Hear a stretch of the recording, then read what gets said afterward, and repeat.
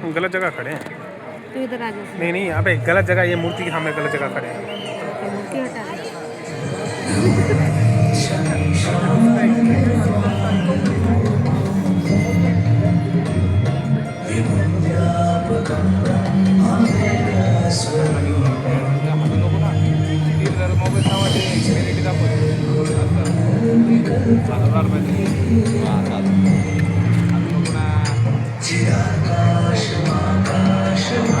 अब आया जबरदस्त।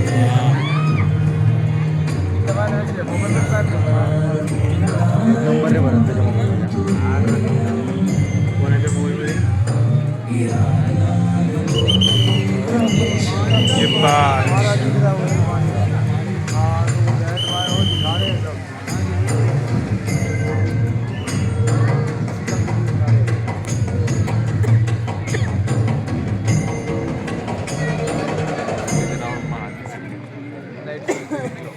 लाइट जलेगी एक साथ। जल्दी खत्म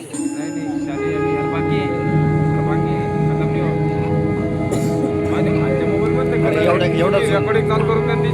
झुंबक नाही होते ना किरात शंकर जटाधारी मृत्युंजय विश्वेश त्र्यंबक महारुद्र नीलकंठ महाशिव महाकाल महेश स्टोरेज फुल झालं त्याचं स्टोरेज फुल झालं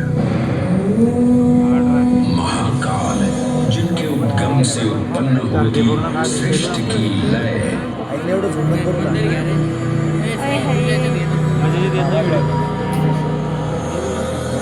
पण येत राहतो करत राहतो ओ भाई शिव जी मेरी वीडियो में आ रहे हैं क्लियर। जिनकी मौनता में सन्निहित है समस्त ब्रह्मांड की माया ये महान देव को नमन करने से क्लियर आ रहे हैं वीडियो में। आइए वंदन करें उस रूप को जो स्वयं शिव से पहले पूजित हुए हैं। बालेश्वर जब एक 5 वर्षीय बालक ने राजा चंद्रसेन को अपनी अमूल्य मणि की रक्षा हेतु महाकाल की वासना में लीन देखा तो भक्ति अच्छा दोनों साइड है, तीनों साइड तो एक साइड दिख रहा है। ओम नमः शिवाय। वो अपनी पूजा में एकाग्र रहा। उसकी श्रद्धा से भगवान शिव स्वयं उसके घर लिंग के रूप में प्रकट हुए। पेड़ गलत जगह आ रहा है बस। भक्ति से प्रभावित होकर पेड़ गलत जगह आ रहा है। अन्य राजा भी वहां पहुंचे जहां नहीं नहीं सही है सही है सही है। तेरे हटने पेड़ थोड़ा हट जाएगा। घोष किया कि इसी वंश में नंद जन्म लेंगे जिनके पुत्र होंगे विष्णु भगवान के अवतार श्री कृष्ण। ये परंपरा न केवल बाल भक्ति की प्रतीक है बल्कि गुरु शिष्य परंपरा तांत्रिक साधनाओं और क्रमिक पूजन की विधियों से भी जुड़ी है। मंदिर परिसर में स्थित एक छोटा मंदिर श्री गोपालेश्वर महादेव मंदिर आज भी इस घटना की स्मृति को संजोए हुए है। महाकाल जो हर परमाणु और कोशिका में है, हर पल हर क्षण में। महाकाल जो है इस महानगर उज्जैन और नदी शिप्रा के कण कण में। आइए सुने उसी पावन नदी शिप्रा से महादेव की अद्भुत गाथा। जबरदस्त भाई। भगवान विष्णु के अवतार वराह के हृदय से उत्पन्न मैं पवित्र पावनी शिप्रा। उद्गम तो मेरा श्री हरि के हृदय से हुआ पर मैं प्रवाहित हो रही हूँ महाकाल के जन्म में। आवाज तो उसकी है। पुराणों में मुझे कई नाम प्रदान किए गए हैं। आवाज उसकी है। क्या नाम है उसका यार, पूरा 3D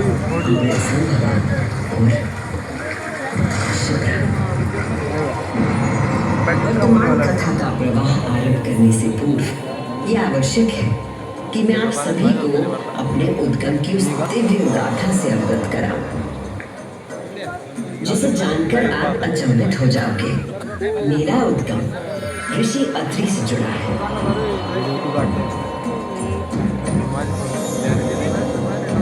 जो सप्त ऋषियों में से एक है। ऋषि अत्रि। जब ऋषि अत्रि ने उज्जैन में 3000 वर्षों की कठोर तपस्या पूरी की और अपनी आंखें खोली तो उन्होंने देखा कि उनके शरीर से 2 महान प्रकाश कैमरा को ब्रिज की लाइट बंद कर देनी चाहिए थी। डिस्ट्रक्शन आ रहा है ब्रिज की लाइट का। आकाश की ओर गई और कहा जाता है कि वो चंद्रमा में परिवर्तित हो गई।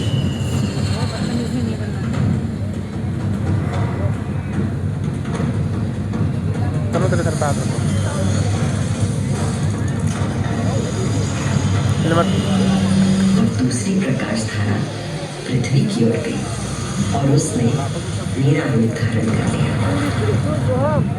और उस प्राचीन काल से बहती आ रही हूँ मैं इतिहास, आध्यात्मिकता, दिव्यता की कहानियां अपने साथ लेकर।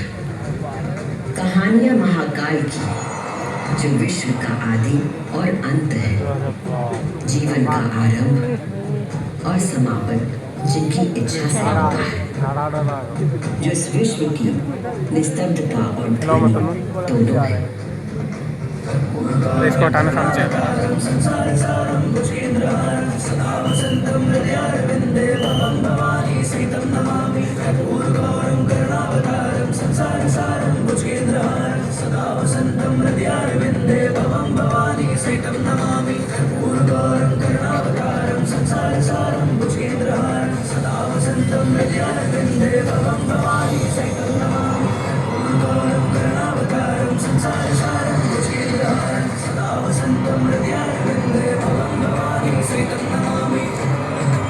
महाकाल की महागाथाएं इतनी विस्तृत हैं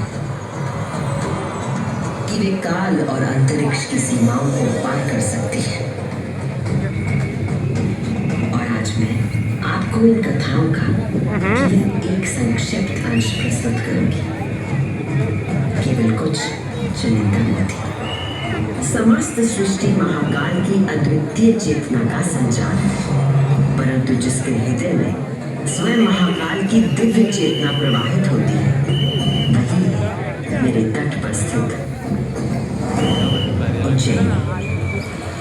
स्कंद पुराण में अवंती खंड के अनुसार अवंतिका यानी उज्जैन सप्त सागर के अस्तित्व के बारे में बताया गया है, जिनमें से एक है रुद्र सागर।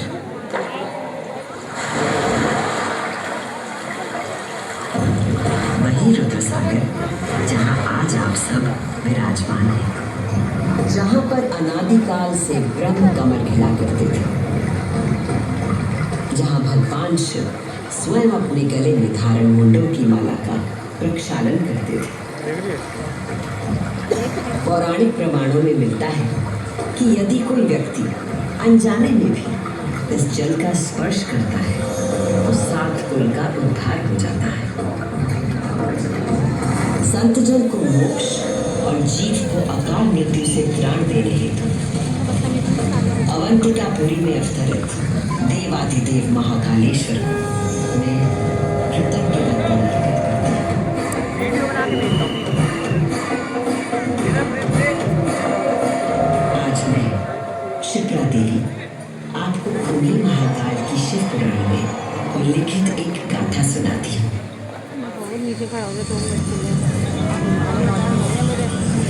ब्रह्मांड के इतिहास में आकाश गंगा भगवान ब्रह्मा और भगवान विष्णु के बीच श्रेष्ठता को लेकर प्रचंड विवाद हुआ।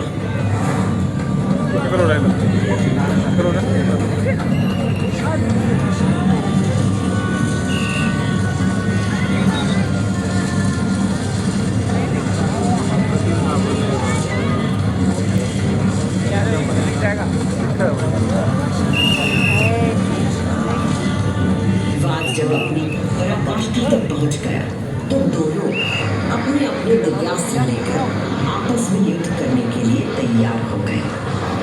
स्वर्ग में हाहाकार मच गया।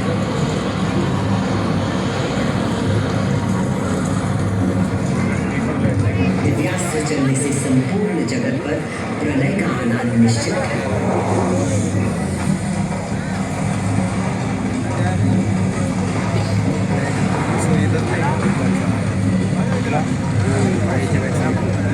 पानी कितना ऊपर तक जा रहा है पूरा?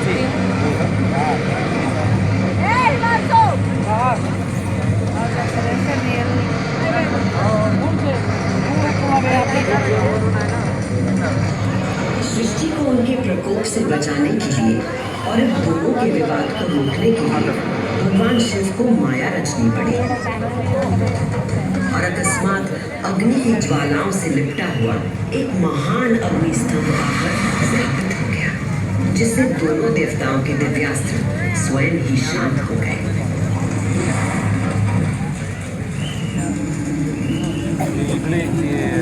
एक ऐसा अग्निस्तंभ जिसका न कोई आदि था न अंत था। दोनों देवों ने अनुभव किया कि इस स्तंभ के पीछे निसंदेह कोई अद्वितीय अलौकिक शक्ति निहित है। वे दोनों बोल उठे, हे महाप्रभु, आप हमें अपने यथार्थ रूप के दर्शन कराइए। तब उस स्तंभ से महादेव स्वयं प्रकट हुए। यहाँ देख बघणं सही नाही सही महादेव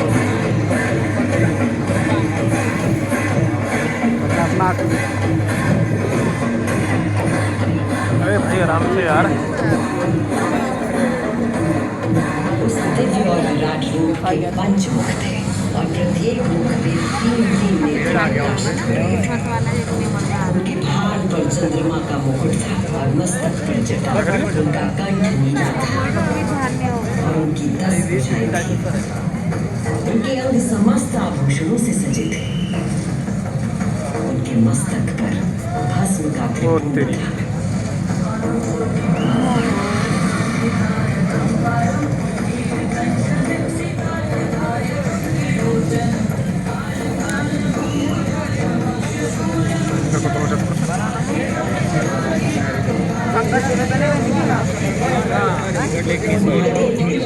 विष्णु से कहा,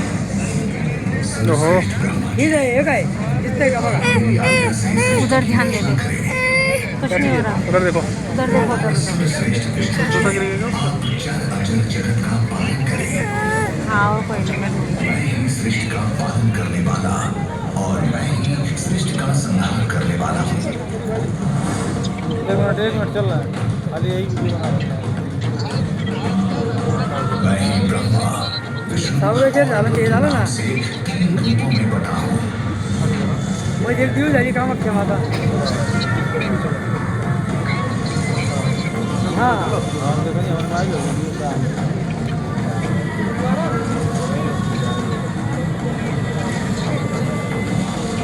कामाख्या आहे कामाख्या नाही कामाख्या तिकडे आहे हा समजा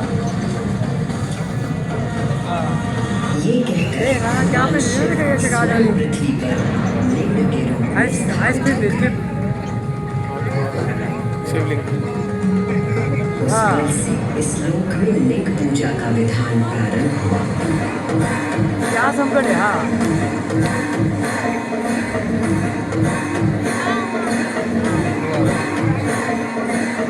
नहीं यहाँ पे नहीं रहते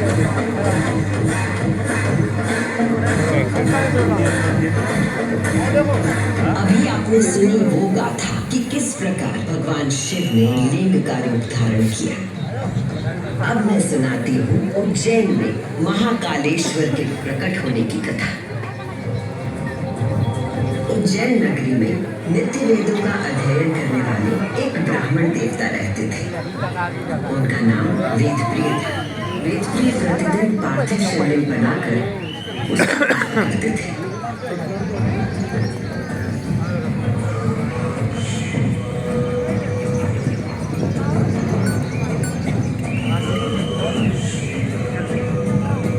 वेदप्रिय के शिव पूजा पारायण और भगवान शिव में आस्था रखने वाले 4 तेजस्वी पुत्र थे। उनके नाम थे देवप्रिय, प्रियमेधा, सुकृत और सुव्रत। चारों सद्गुणों में अपनी धार्मिकता से धन्य थे। दिनों दिन उनके सद्गुणों में अभिवृद्धि होती रही, जिसके कारण अवंती नगरी उनके ज्ञान के तेज से प्रकाशित होने लगी। उसी समय दूषण नाम का एक असुर प्रजापति ब्रह्मा की ब्रह्मा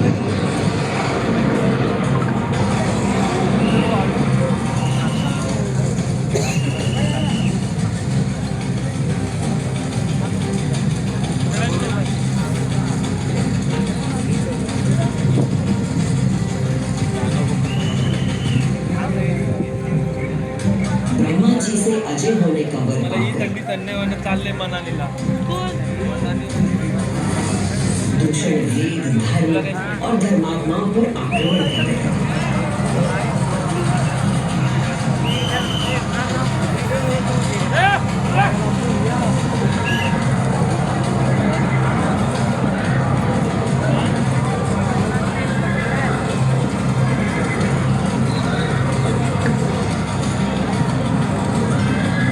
अत्याचारों की पराकाष्ठा पर पहुंचते हुए उसने उज्जैनी पर हमला करने का दुस्साहस किया।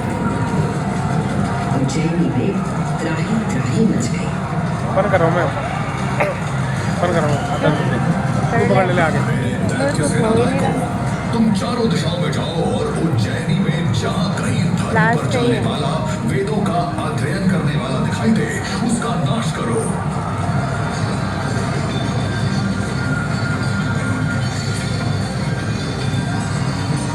उस असुर से यदि कोई भयभीत नहीं था तो वो थे वेद प्रिय के चारों शिव भक्त पुत्र। नगर को भयाक्रांत देख उन चारों ने उज्जैनी के नागरिकों को आश्वासन दिया। उज्जैनी के नागरिकों, आप सभी अपने भक्तों पर सदा कृपा करने वाले भगवान शंकर पर विश्वास रखें और उनका ध्यान करें। भगवान सबकी रक्षा करेंगे।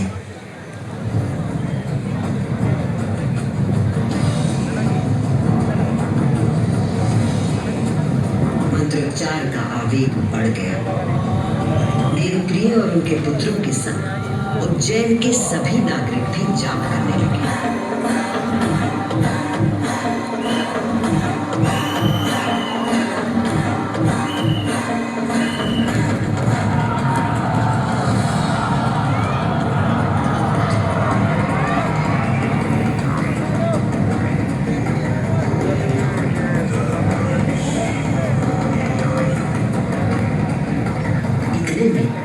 असुर दूषण अपनी सेना के साथ वहां पहुंच गया और उसने वेदप्रिय के पुत्रों को देख अपने सैनिकों को आज्ञा दी।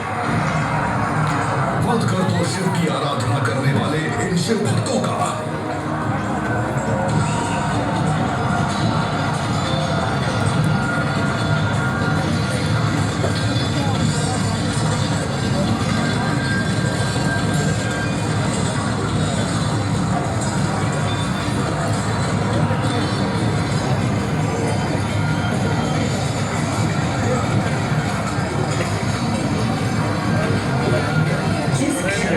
दुष्ट असुर दूषण ने उन निर्दोष व्यक्तियों की हत्या का आदेश दिया।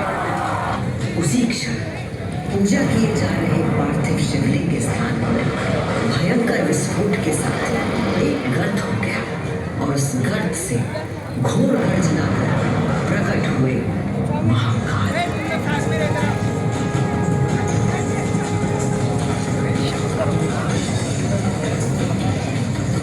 वीडियो बन केला बेटा, वीडियो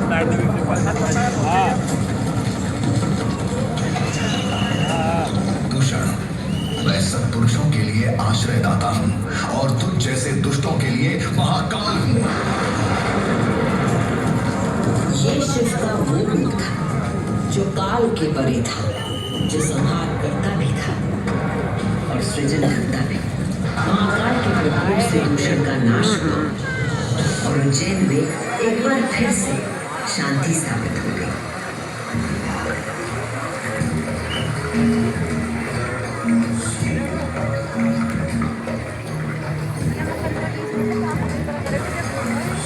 उज्जैनी के लोगों की आस्था से प्रसन्न भगवान महाकाल ने उन्हें वरदान मांगने को कहा। उज्जैन के निवासियों ने भगवान महाकाल को उनके भक्तों की रक्षा करने के लिए उसी स्थान पर सदा के लिए विराजमान होने को कहा। तब देवाधिदेव उज्जैन में ही विराजमान हो गए और वहां चारों ओर की एक एक कोस भूमि ज्योतिर्लिंग रूपी भगवान शिव का स्थल बन गई। इस अद्भुत घटना की साक्षी बने समस्त देवता, गंधर्व और ऋषि मुनि। उज्जैन का वातावरण दिव्य ध्वनियों और मंत्रों से गूंज उठा।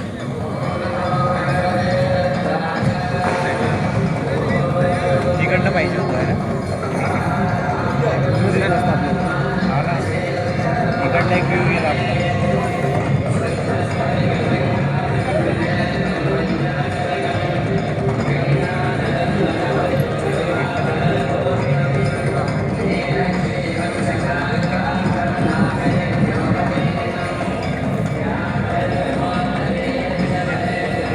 उस दिन से भगवान शिव ने जय महाकाल, प्रतिष्ठा प्राप्त की। जय ये स्थान सागर उगड़ी है। श्रद्धालुओं के लिए तीर्थ स्थल बन गया।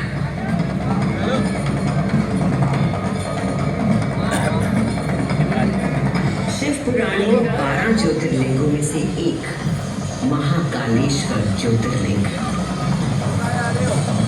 यहाँ की भस्म आरती विश्व प्रसिद्ध है। वैसे नहीं इसी में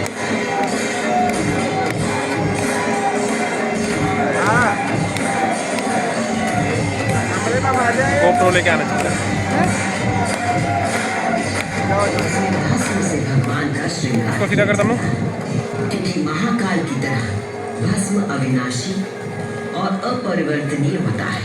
इस आरती की शक्ति और महिमा ऐसी है कि भक्तों के सारे पाप समाप्त हो जाते हैं।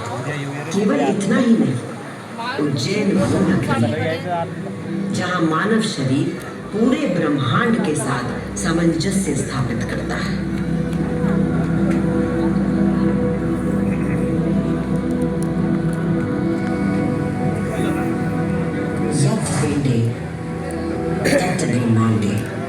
अर्थात जो कुछ मानव शरीर में है वही ब्रह्मांड में भी विद्यमान है।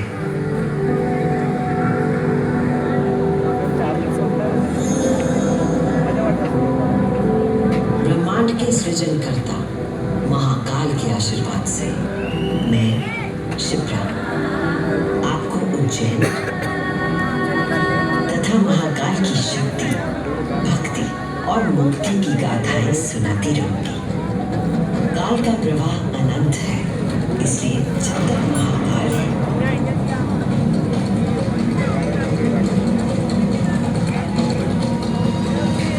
मैं यूं ही उज्जैन की स्मृतियों को अपने आंख में समेटे बहती रहूंगी।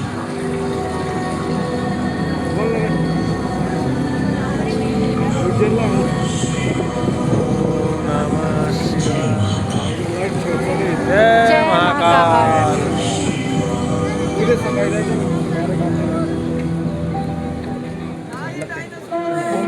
जय महाकाल। ओम नमः शिवाय। बैठो उधर, तुम कहीं पे बैठा। तू बना ना। मैं बना रहा हूँ।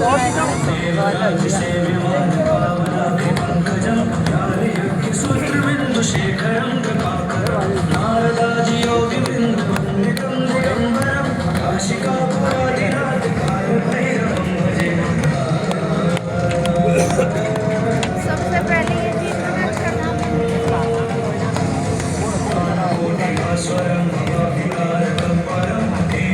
चलो।